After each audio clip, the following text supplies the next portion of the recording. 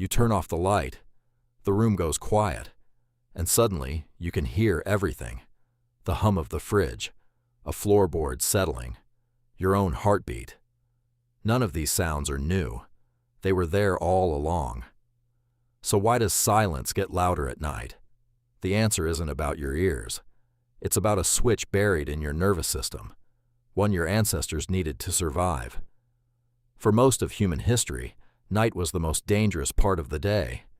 Predators with eyes built for darkness hunted while humans, nearly blind after sunset, could not see them coming.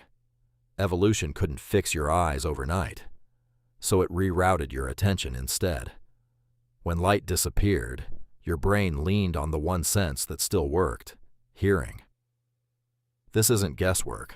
Psychologist Daniel Kruger, who studies evolutionary patterns in nighttime anxiety, found that fear of the dark spikes in situations resembling ancestral danger zones, even when nothing is actually wrong. Your brain isn't reacting to your bedroom. It's reacting to a memory older than language. Here's where it gets stranger. At night, your hearing doesn't just turn up. It changes how it interprets sound. During the day, your eyes confirm what your ears suspect. A thud happens. You glance over. Mystery solved. At night, that confirmation disappears. Cognitive scientist Albert Bregman spent decades studying how the brain organizes sound into meaning, a process he called auditory scene analysis. Without your eyes to help, every unexplained sound gets labeled the same way by default. Threat first, ask questions later. That's why a dripping faucet at 2 a.m. can feel like an intruder. The sound didn't change. The system explaining it just lost its favorite tool. There's another layer to this, tied not to fear, but to rest itself. For years, scientists assumed ancient humans slept in one long, peaceful block from sundown to sunrise. Research says otherwise. Neuroscientist Jerome Siegel led a study observing sleep in 3 hunter-gatherer societies, the Hadza, the San, and the Tsimain, groups living without electricity or schedules. His team found these groups woke briefly, multiple times a night, often without remembering it by morning. Why build interruptions into something as vital as sleep? Because 12 hours of total unconsciousness in a world full of predators would have been a death sentence. A little nighttime vigilance, a system that pulls you halfway back to alert every so often, was the price of staying alive. You didn't evolve to sleep through every sound.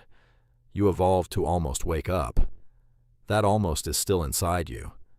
It's why a small noise at 3 a.m. can yank you from sleep faster than anything during the day. You're lying in one of the safest environments a human has ever slept in.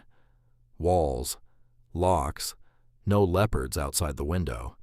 And still, some nights, your body reacts to headlights crossing the ceiling as if something is approaching. It isn't irrational. It's outdated. The hardware is ancient. The threat it was built for is mostly gone, but the wiring remains. This is also why white noise or a fan helps so many people sleep. It's not soothing on its own. It gives your auditory system something constant to lock onto, so silence has less room to suddenly break. There's one more piece. During the day, your attention is split across dozens of inputs. At night, with the world narrowed to darkness, all of that bandwidth funnels into whatever sound remains. A small sound isn't louder in decibels. It's louder because, for the first time all day, it has your full attention. This might explain why anxious thoughts so often arrive right as you try to fall asleep. The same mechanism applies. An unresolved thought gets labeled exactly like an unexplained creak.